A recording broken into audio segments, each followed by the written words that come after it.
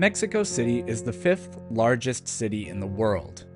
Tragically, unlike Rome, Machu Picchu, Egypt, Athens, and many other historical sites, there's virtually nothing left of the Aztec capital Tenochtitlan, or the lake the city was built on, Lake Texcoco. The city was systematically dismantled, and the codices that recorded its people's history were burned. The famous pyramids of the sun and moon still stand, but those structures were in Teotihuacan, not Tenochtitlan. There are only a few places in Mexico today where you can see any structures from this once incredible city, which was home to around 250,000 people in 1521 when Hernan Cortez destroyed the city. Like Mexico City today, Tenochtitlan was one of the largest cities in the world. Happily, through modern technology, artist Thomas Cole brings us the city of Tenochtitlan as it appeared 500 years ago.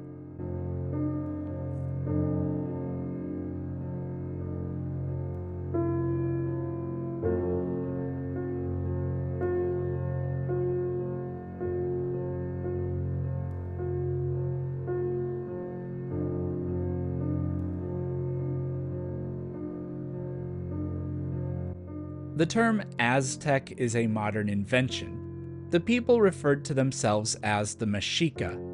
Likewise, they did not refer to their empire as the Aztec Empire. It wasn't even an empire. What it was a group of 3 city-states, Tenochtitlan, Texcoco, and Tlacopan, which allied against surrounding city-states. They called themselves Ixcantlatoloyan, or the Triple Alliance. The language they spoke is known as Nahuatl, and it is still spoken today by over 1 million people. While there are numerous written sources from the Mexica, most were recorded after European contact. For the sake of convenience, I will refer to the people of the Triple Alliance as the Aztecs, and their alliance as the Aztec Empire. I will do my best to refer to names of places and people as they would have said them. For example, Motecuhzoma and Hernando Cortez were not their given names. They were Motecuhzoma and Hernan Cortez. Also, these words are not pronounced Mexica or Texcoco, but rather Mexica and Texcoco. Some of these words are very difficult for me, but I will do my best. By the first millennium, cities like Teotihuacan emerged. Its influence stretched all the way down to the Maya, but began to decline around 550 CE, and nobody really knows why. After Teotihuacan, the Toltec Empire rose to power, ruling from Tula and drawing inspiration from its predecessor. Known for their artistry and speaking Nahuatl, the Toltecs became the dominant force in central Mexico before eventually collapsing, following the same path as Teotihuacan. Around 1300, the Tepanecs had become the dominant power in the Valley of Mexico, ruling from Azcapotzalco and controlling over 40 tributary cities. It was during this time that a new group, the Mexica, arrived from the northern deserts. Known as Chichimecas, or barbarians, they claimed to have come from a distant land called Aztlan. Initially, the Mexica were unwelcome in the crowded valley, seen as rough outsiders and forced to live as mercenaries. The Mexica settled on an uninhabited island on the western shore of Lake Texcoco. They built simple huts and an altar to their god, Huitzilopochtli, marking the humble beginning of what would become Tenochtitlan. As the settlement grew, they expanded using chinampas, artificial islands created by staking out areas of the lake bed and filling them with soil. By the early 1400s, Tenochtitlan had transformed into a vibrant city connected to the mainland by causeways with drawbridges. The Mexica cultivated crops on their floating gardens and built a thriving economy based on farming, salt production, fishing, and even harvesting insects. Tenochtitlan had become a flourishing metropolis, rivaling some of the greatest cities in the world. By the early 1400s, Tenochtitlan had grown into a vast metropolis with over 200,000 residents, larger than London or Paris at the time. The city's rapid growth transformed the Mexica from nomads into a full-blown civilization. They embraced the cultural legacy of the Toltecs and Teotihuacan, mastered pyramid building, stone carving, and attracted skilled craftsmen and scholars. The city's infrastructure became impressive, with aqueducts supplying fresh water and a dam protecting against floods. Tenochtitlan was a city of luxury, boasting botanical gardens, a zoo, and an immense market in Tlatelolco, filled with goods from across the region: cacao, obsidian, and gold, among many other things. Motecuhzoma's zoo not only housed plants and animals from all over Mexico, but people as well. Motecuhzoma seemed to have a curiosity for displaying people born with dwarfism and other physical disabilities, or those whose development led them to have misshapen limbs. In some accounts, the zoo is said to have been staffed by these individuals. Despite its grandeur and beauty, Tenochtitlan had a darker side. The pyramid in the Teopan district, with its shrines to Tlaloc and Huitzilopochtli, bore witness to the Mexica's belief in human sacrifice. They believed Huitzilopochtli needed hearts to continue the sun's journey across the sky, and the red shrine's blood-stained steps were a constant reminder of this ritual. The Aztecs are infamous for their human sacrifices, though they also sacrificed animals like jaguars, deer, and dogs. War prisoners were often brought to the pyramids, where priests cut out their still-beating hearts with obsidian blades as offerings to their gods. The bodies were thrown down the pyramid steps, sometimes fed to zoo animals, and, in some cases, partially consumed in cannibalistic rituals.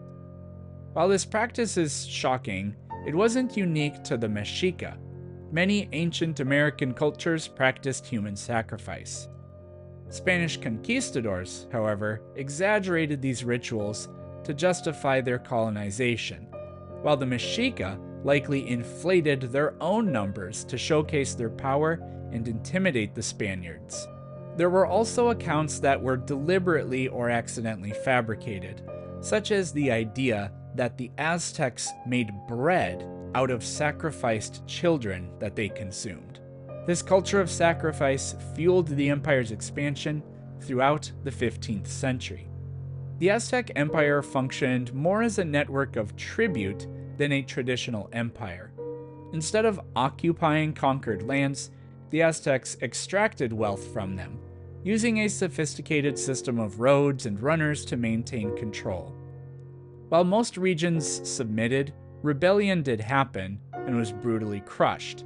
In particular, the independent Tlaxcalans suffered greatly, forced into ritualistic flower wars where warriors captured prisoners for sacrifice. The flower wars, like most Aztec battles, were not fought in the interest of killing enemies, at least not right away. The purpose was to capture enemies for human sacrifice. The skulls of captured and killed prisoners were displayed in Tenochtitlan. The cruelty the Aztecs inflicted, especially on the Tlaxcalans, bred deep resentment. Ironically, the same cruelty had led the Aztecs to overthrow the previous empire. Emperor Tlacaelel, the architect of Aztec expansion, died in 1487, having built an empire that spanned from coast to coast. Just 5 years after Tlacaelel's death, Columbus sailed across the Atlantic. The Aztecs, at the height of their power, could not foresee the catastrophe these newcomers would bring, signaling the end of their civilization.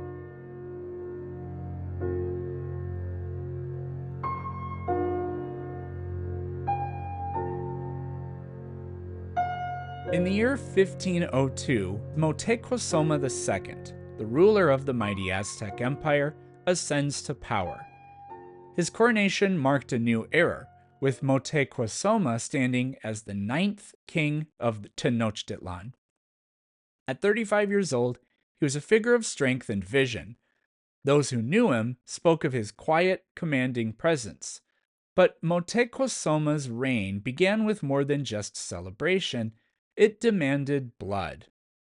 As was tradition, after his coronation, he led campaigns to crush rebellions, bringing captives back to Tenochtitlan for ritualistic sacrifices. Meanwhile, far across the Atlantic, a very different story was unfolding in the small village of Medellin, Spain. Here, in the year 1502, a 17-year-old boy named Hernan Cortez was living a life that could not have been more removed from the grandeur of Motecuhzoma. Pale and frail from illnesses, Cortez was studying Latin in his quiet little home, much to the disappointment of his parents, who had hoped for a brighter future for their son. Though it was hard to imagine at the time, this irritable young man would one day play a central role in the downfall of the mighty Aztec Empire. Word of a brand new continent discovered by Columbus had reached Spain, and the stories of untold riches and lands waiting to be explored spoke directly to Cortez and his ambition. By 1504, Cortez had made up his mind. At the age of 19, he left Spain for the New World, sailing to the island of Hispaniola. After 2 months at sea, Cortez arrived. For the next several years, Cortez toiled in relative obscurity, slowly building up wealth. But his ambition was not yet satisfied. When Diego Velázquez, a prominent Spanish leader, prepared an expedition to conquer Cuba in 1511, Cortez joined.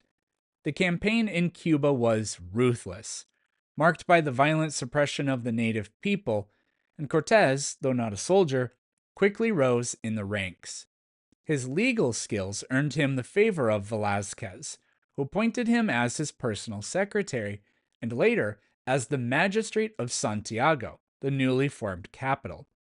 In 1517, an expedition ventured to the Yucatan Peninsula. This expedition discovered the grandeur of the Mayan cities, but suffered heavy losses in their encounters with local people. It was clear that this new land was unlike anything the Spanish had encountered before, perfect for an aspiring young man like Cortez. As rumors of the riches and challenges of this mysterious land spread, Cortez began to prepare for the next great chapter in his life. Soon, the ambitious young man from Medellin would set out on a journey that would change the course of history forever.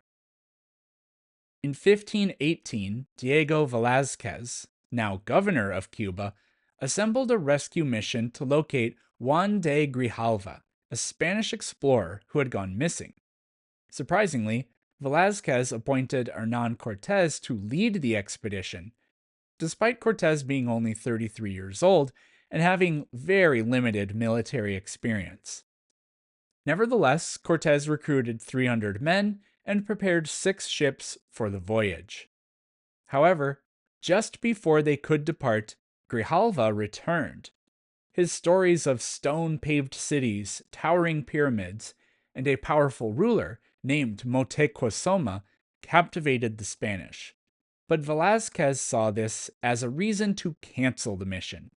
The danger seemed not worth it, and Velázquez and Cortez were rivals, and Velázquez did not want to give Cortez an excuse to climb up the ranks.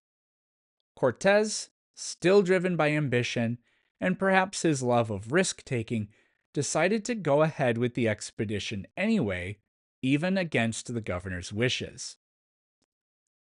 Before Velázquez could stop him, Cortez gave the order to set sail. With no supplies provided by the governor, they left Santiago on November 18, 1518.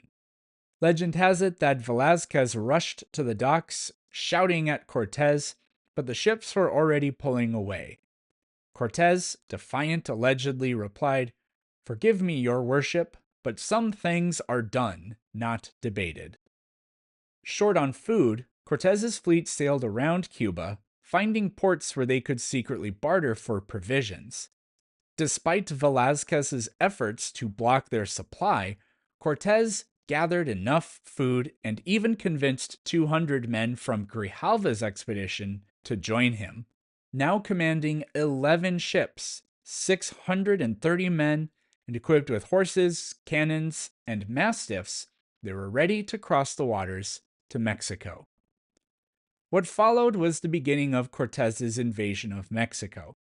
His letters to King Charles V are some of the most detailed accounts of the conquest, though they are written with an eye toward painting Cortez in the best possible light.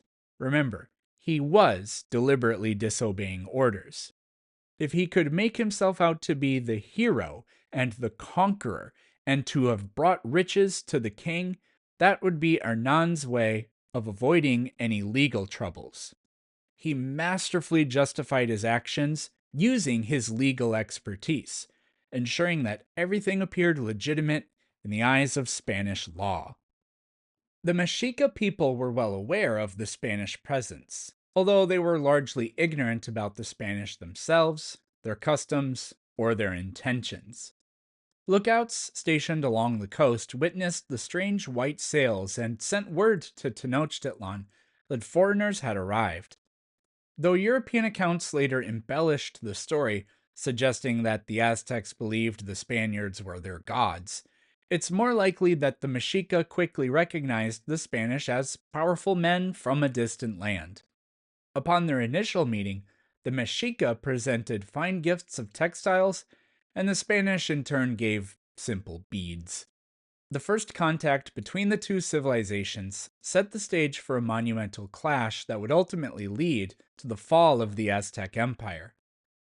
Motecuhzoma was deeply troubled by the accounts of foreign invaders. For years, rumors had spread about terrifying events in distant lands such as Hispaniola and Cuba. Always cautious, Motecuhzoma ordered the watchmen to return to the coast and maintain vigilance in case the foreigners came back. As the year drew to a close, word reached him that more ships had been sighted. Motecuhzoma sent a delegation to meet them. At the same time, Hernan Cortez and his fleet had made their way from Cuba to Mexico. After weeks of sailing, they encountered a shipwreck survivor, Geronimo de Aguilar, who had been living among the Mayans for 8 years after being shipwrecked off the Yucatan Peninsula on a missionary expedition. Aguilar's knowledge of the Mayan language made him a valuable asset, and he joined Cortez as a translator. Cortez's expedition soon clashed with Mayans at Pontochan, marking his first battle on Mexican soil. The Spanish cannons and firearms terrified the Mayans, who surrendered, offering gold and enslaved women as tribute. Among those women was Malintzin, a slave who spoke both Nahuatl and Mayan. Malintzin quickly became indispensable to Cortez, acting as a key translator alongside Aguilar. She played a crucial role in the expedition's success, her ability to communicate and navigate between different cultures making her a pivotal figure. Though her motivations remain unclear, her actions undoubtedly altered the course of history, as she aided Cortez in his quest to bring down the Aztec Empire. She would also bear him a son. It's not clear why Malintzin helped Cortez, but what is clear is she had lived a brutal and unjust life. She may very well have been motivated by revenge. With both Malintzin and Aguilar by his side, Cortez could now communicate with the Aztecs, which he used effectively to his advantage to bargain with them, to trick them, and eventually to conquer them. Cortez continued his voyage up the Mexican coast and finally chose a northern landing site. Without hesitation, he raided local villages for supplies and gold. Cortez knew his mission was a precarious one. He had defied orders from Governor Velazquez, and some of his men remained loyal to the governor. Legend has it that Cortez burned his ships upon making his final landing in Mexico. The idea was to prevent the possibility of any men from abandoning the mission, though he did keep one ship to send back to Spain with a letter and treasures for King Charles V, hoping to gain royal approval for his unauthorized expedition. The story of Cortez burning all but one of his ships is seriously doubted by some scholars.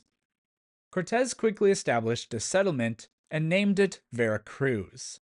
Although it was little more than a few tents at the time, he set up a formal municipal council, effectively declaring himself the governor of the new town.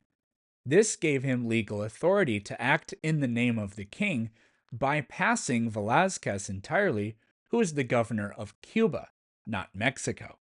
Not long after, emissaries from Motecuhzoma arrived, bearing gifts of gold and food, along with painters who would record everything, not in writing, but in pictures. Through the complex chain of translation involving Malinzin and Aguilar, Cortez met the messengers and, with cunning, claimed to be an ambassador of a king who ruled much of the world. He slyly mentioned that some of his men suffered from a disease that could only be cured by gold, prompting the emissaries to reveal that Motecuhzoma had plenty of it. The Aztecs valued gold, but mainly for ceremonial and decorative purposes. They may have been bragging about their gold the way a king brags about his marble floors. The idea of taking the gold as a form of currency made no sense to them, so they didn't realize that telling the Spanish they had large amounts of gold was catastrophic. This revelation sealed the empire's fate. It had to be conquered. Back at Tenochtitlan, Motecuhzoma pored over the detailed images brought back by his painters, depictions of the strange men, their weapons, and their horses. He grew increasingly anxious. The Spanish wore metal and had weapons, such as guns, the Aztecs struggled to even describe in words. They referred to their horses as large deer. Motecuhzoma attempted to be pragmatic. He sent spies to monitor the Spaniards' movements and asked other cities for information about the foreigners, but no one knew anything. The Spanish, however, already knew what they needed. They had learned that Motecuhzoma ruled in Tenochtitlan, that he had wealth, and more importantly, that he had enemies. This information was all Cortez needed to devise a plan to bring down the empire. Cortez set his sights on the Tlaxcalans, longtime enemies of the Aztecs. Knowing his 600 men wouldn't be enough to defeat Motecuhzoma's vast army, he sought alliances with the Tlaxcalans, who despised the Aztecs for years of oppression. On the 8th of August, 1519, Cortez marched inland toward Tenochtitlan with 300 men, leaving the rest behind in Veracruz to guard the coast. His journey through the tropical lowlands and up into the mountainous valleys was fraught with tension, but villages along the way offered maize, gold, and slaves to help transport the Spanish weapons. As they advanced, Cortez burned villages that resisted, including one with over 3,000 homes. He declared that their victory was a sign of divine favor, fighting for their faith with unshakable resolve. The conquest was in full force. As Cortez and his men reached the highlands, they encountered a desolate salt flat before the towering mountains surrounding the Valley of Mexico came into view.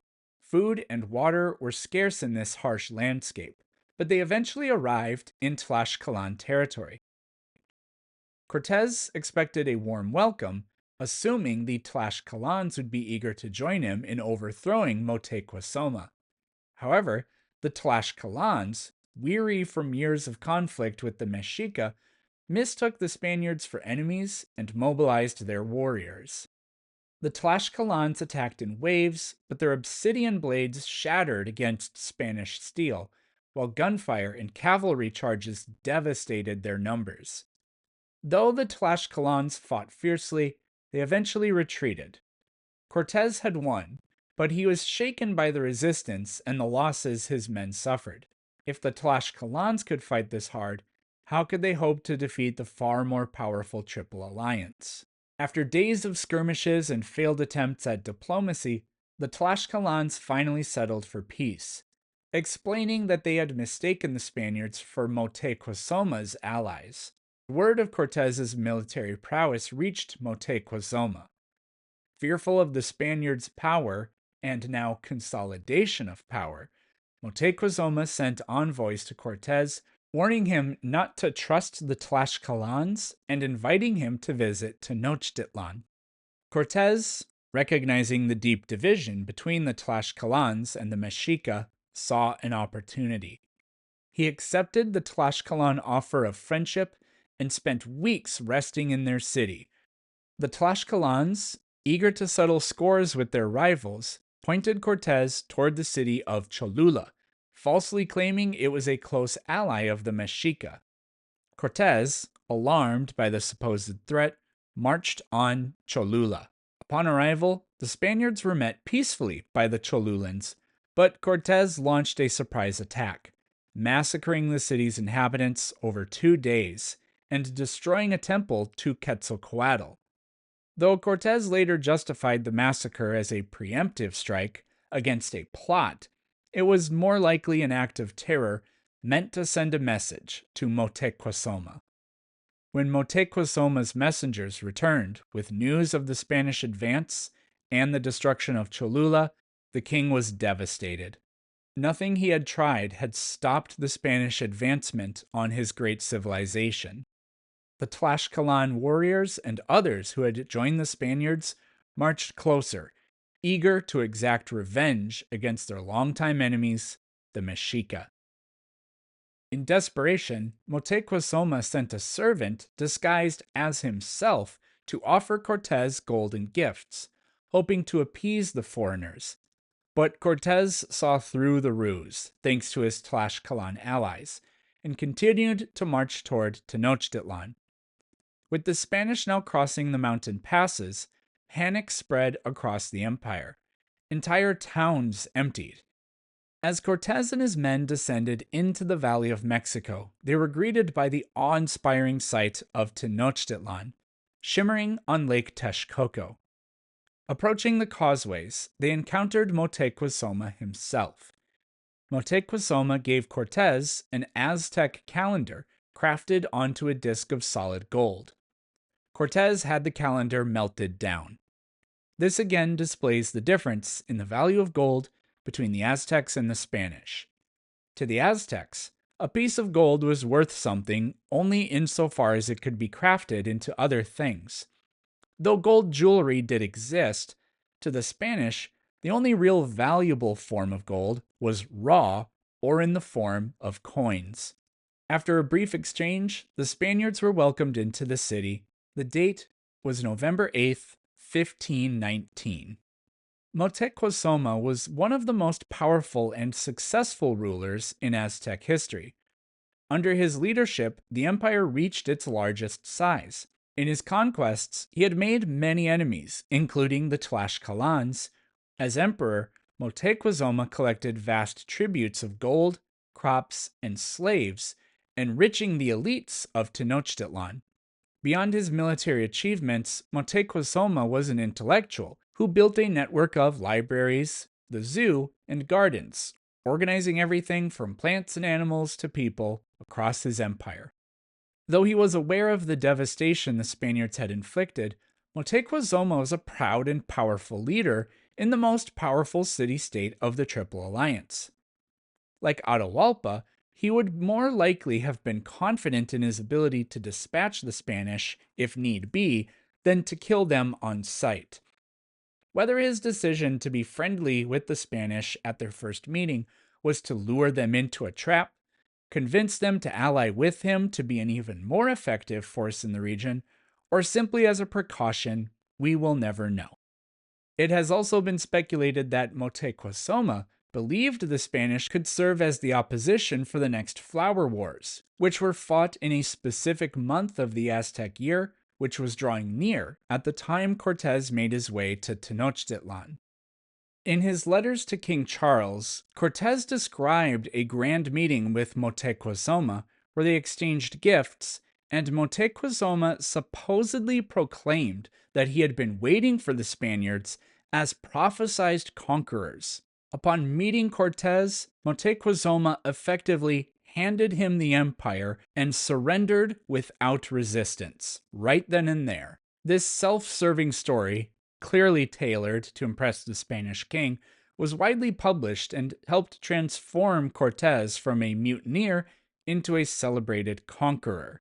There is a letter supposedly written by one of Motecuhzoma's nephews that survives to this day. The letter confirms the narrative that Motecuhzoma welcomed Cortez as the rightful ruler who was handed the Aztec Empire, but there is a glaring problem. The letter is written in Latin. More than anything, this letter serves as evidence that the Spanish made up the surrender narrative. Bartolomé de las Casas, a Dominican friar stationed in the Americas, was an avid and vocal critic of Cortez. Las Casas wrote extensive records of the atrocities committed by the likes of Cortez and believed the narrative of Motecuhzoma's surrender was fabricated by Cortez to justify the barbarism he acted with. Despite the myth that Motecuhzoma immediately surrendered to Cortez in 1519, there is very little direct evidence. The idea of his surrender comes primarily from Cortez's own account, written a year after the events, when the Spanish were struggling in their war against the Aztecs. As we will soon see, the conquistadors were on the verge of all being killed and losing everything they had fought for at that point. Cortez may have written the letter not just to lie to King Charles, but to lie to himself about what was really happening. There's also a persistent myth that Motecuhzoma thought Cortez was the god Quetzalcoatl. Cortez himself never once mentioned Quetzalcoatl in any of his writings, and this story was first written decades later. The Spaniards marveled at the grandeur of Tenochtitlan, but wasted no time interrogating Motecuhzoma about his treasures. The king handed over gold, jade, and other precious items, which the Spaniards melted down into gold bricks. Tensions escalated when news reached Cortez that some of his men had been killed at the coast. Seizing this as an excuse, Cortez accused Motecuhzoma of plotting against him. Despite the emperor's protest, he was taken captive, becoming a puppet ruler under the Spanish control. Motecuhzoma's fate was sealed as he was publicly escorted to the Spaniards' quarters, stripped of his authority. From that moment on, the once powerful ruler was emperor in name only, as the real power shifted to Cortez and his men.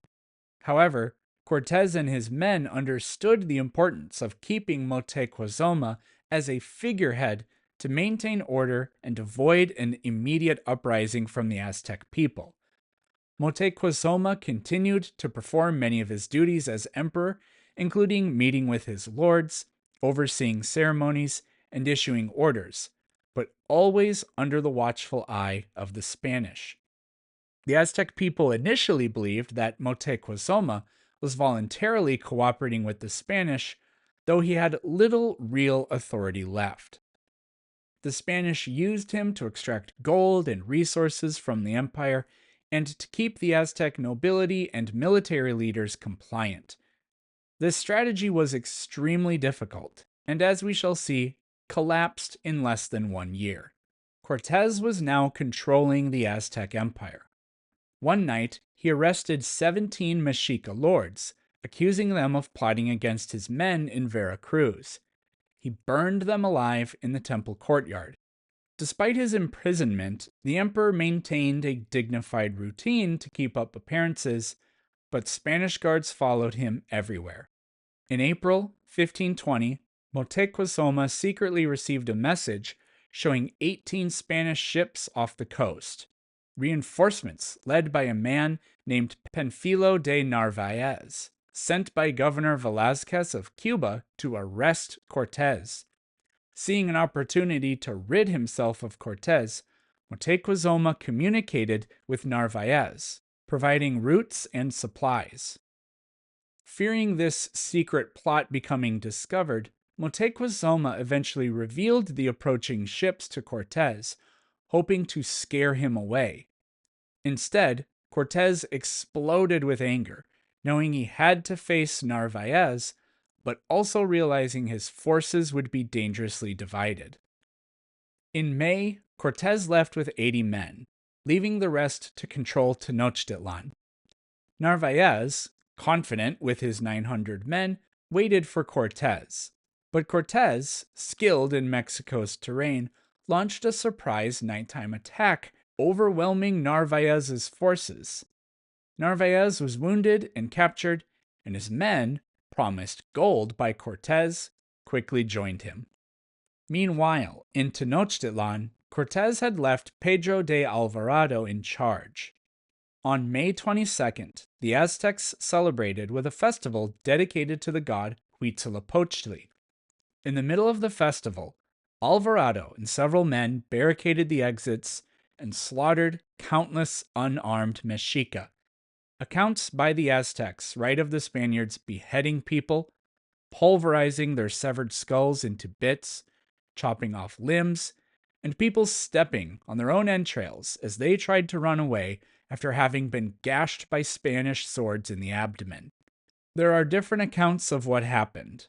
Some Spanish sources say Alvarado had learned that the Aztecs planned on rebelling and attacking the Spanish, so Alvarado struck first.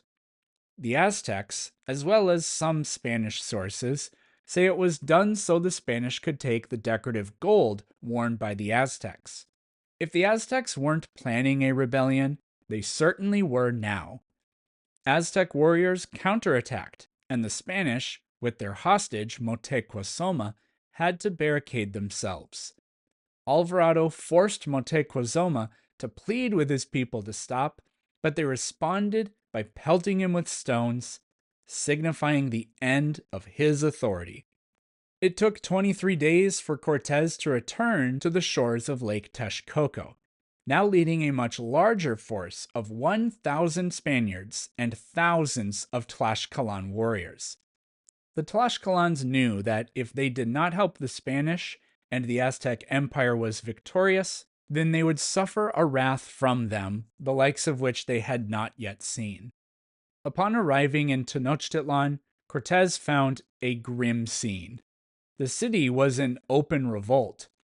Inside the palace, Cortez reunited with Alvarado and his starving men, who greeted him with relief. Yet the danger remained. Crowds still gathered every day, assaulting the palace in rage. On June 30th, 1520, Cortez ordered Motecuhzoma to speak to his own people once again. Though reluctant after his first failed attempt, the emperor had no choice. From the palace terrace, Motecuhzoma addressed the silent crowd, urging them to surrender. But the crowd had turned on him. Stones and arrows soon rained down on the emperor, wounding him fatally. Motecuhzoma died the next day. It should come as no surprise, but there are different accounts of his death. Spanish accounts say he died as a result of being struck in the head by a rock. Some accounts claim he was hit by an arrow. There was a version of the story told by the Mexica that is wildly different. They claimed Motecuhzoma was already dead when he addressed the crowd. The Spanish had impaled him on a pole and propped up his body in an attempt to literally use him as a puppet. Other accounts claimed that after he was stoned by his own people for a second time, the Spanish stabbed him to death, seeing that he was no longer useful. While this account is contended, what is not contended is that the Spanish did stab to death all of the other leaders from the surrounding city-states that were also being held in the palace. With Motecuhzoma dead, Cortez knew his hold on the city was lost. The Mexica had learned to exploit the city's geography, using canals and rooftops to launch relentless attacks.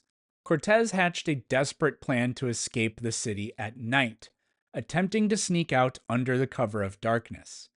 The Spanish packed as much of the stolen gold as they possibly could onto their horses and fled. However, somebody spotted them and raised the alarm. The Mexica quickly mobilized, attacking the Spaniards with arrows and war canoes. The Spanish were at a disadvantage in the narrow streets and canals, and chaos ensued. Many were killed, including 600 Spaniards and thousands of Tlaxcalans. Their gold sank into the lake as they fled. Cortez survived, but he was humiliated and defeated, and he vowed he would destroy Tenochtitlan.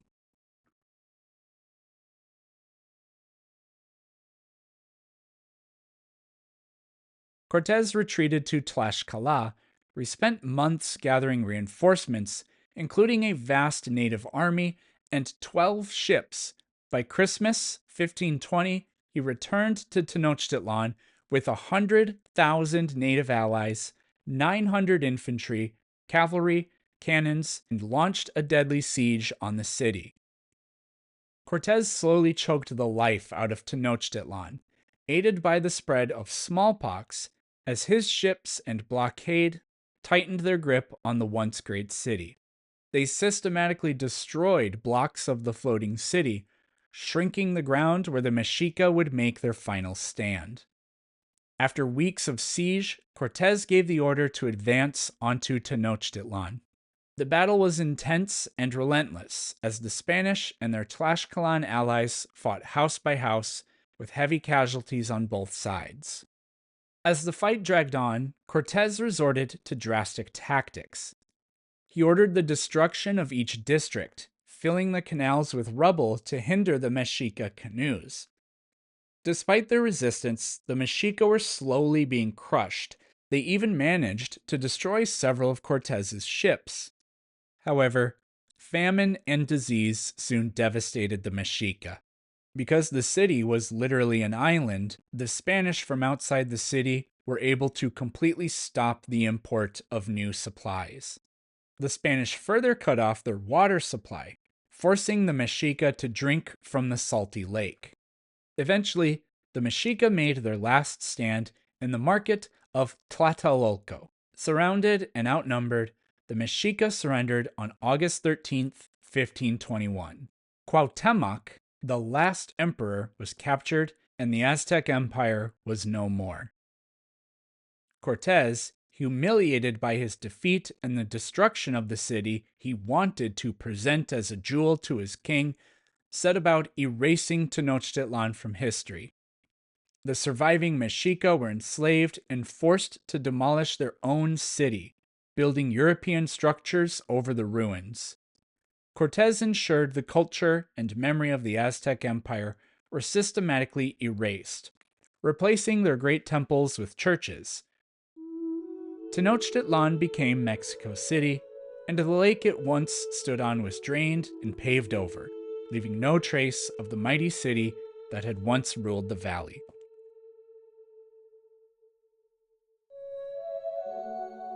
It seems that even revenge wasn't good enough for Hernán Cortés.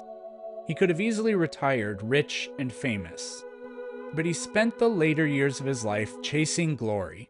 His own ambitions ended up bankrupting him, and he died in Seville, Spain in 1547.